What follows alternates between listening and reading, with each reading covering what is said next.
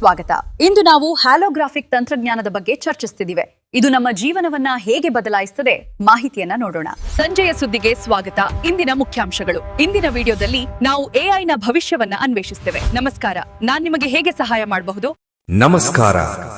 ನೀವು ಈ ವಿಡಿಯೋವನ್ನು ನೋಡುತ್ತಿರುವಾಗಲೇ ಈ ಭೂಮಿಯಲ್ಲೆಡೆಗೂ ಮಾನವನಿಗಿಂತ ವೇಗವಾಗಿ ಯೋಚಿಸುವ, ಮಾನವನಿಗಿಂತ ಹೆಚ್ಚು ನಿರ್ಧಾರ ತೆಗೆದುಕೊಳ್ಳುವ ಒಂದು ಯಂತ್ರ ಕೆಲಸ ಮಾಡುತ್ತಿರಬಹುದು.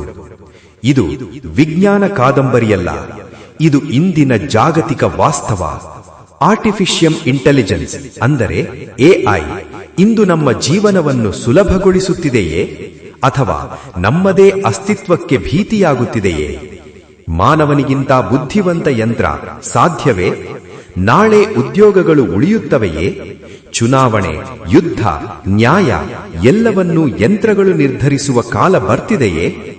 ಇಂದಿನ ಈ ವಿಡಿಯೋದಲ್ಲಿ ನಾವು ತಿಳಿಯೋಣ AIನ ಕತ್ತಲೆ ಮುಖ. ಆರ್ಟಿಫಿಷಿಯಲ್ ಇಂಟೆಲಿಜೆನ್ಸ್ ಅಂದರೆ ಮಾನವನಂತೆ ಯೋಚಿಸುವ, ಕಲಿಯುವ, ನಿರ್ಧಾರ ತೆಗೆದುಕೊಳ್ಳುವ ಕೃತಕ ಬುದ್ಧಿಮತ್ತೆ. ಮೊದಲು AI ಕ್ಯಾಲ್ಕ್ಯುಲೇಷನ್ ಮಾಡುತ್ತಿತ್ತು, ವಾಯ್ಸ್ ಅಸಿಸ್ಟೆಂಟ್ ಆಗಿತ್ತು.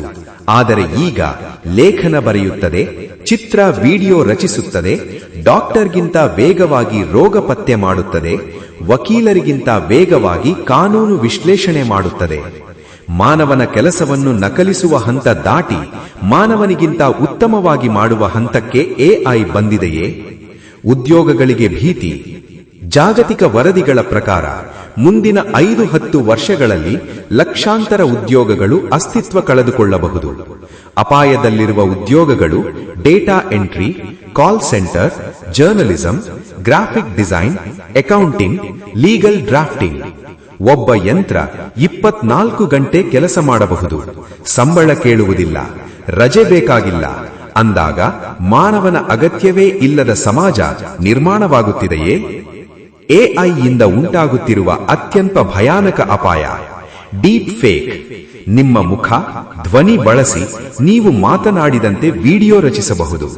ರಾಜಕೀಯ ನಾಯಕರು, ಸೆಲೆಬ್ರಿಟಿಗಳು, ಸಾಮಾನ್ಯ ಜನರು ಬಲಿಯಾಗುತ್ತಿದ್ದಾರೆ. ನಿಜ ಸುಳ್ಳಿನ ಗಡಿ ಮಸುಕಾಗುತ್ತಿದೆ.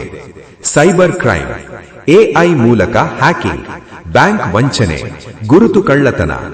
ನಾಳೆ ನಿಮ್ಮ ಧ್ವನಿಯಿಂದಲೇ ಬ್ಯಾಂಕ್ ಲೋನ್ ತೆಗೆದುಕೊಳ್ಳಬಹುದು ಎಂದರೆ?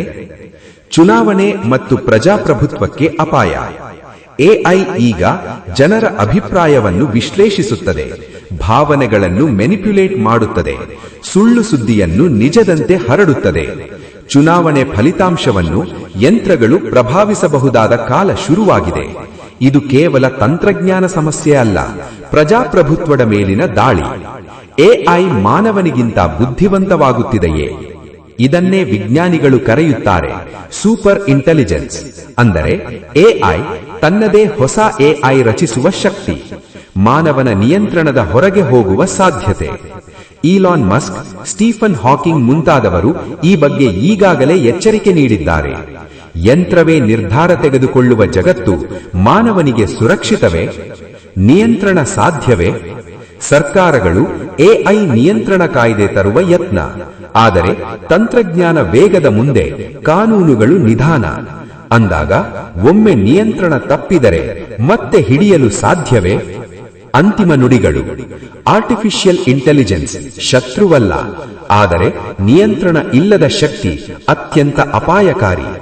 ಇಂದು ಪ್ರಶ್ನೆ ಇದು: AI ನಮ್ಮ ಸೇವಕನಾಗುತ್ತದೆಯೋ ಅಥವಾ ನಮ್ಮದೇ ಮಾಲೀಕರಾಗುತ್ತದೆಯೋ?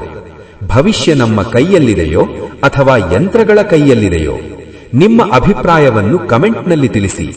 ಈ ವಿಡಿಯೋ ನಿಮಗೆ ಉಪಯುಕ್ತವಾಗಿದ್ದರೆ ಲೈಕ್, ಶೇರ್ ಮಾಡಿ. ನಮ್ಮ ಜಾಗತಿಕ ನ್ಯೂಸ್ ಚಾನೆಲ್ ಅನ್ನು ಸಬ್ಸ್ಕ್ರೈಬ್ ಮಾಡಿ. ನಮಸ್ಕಾರ.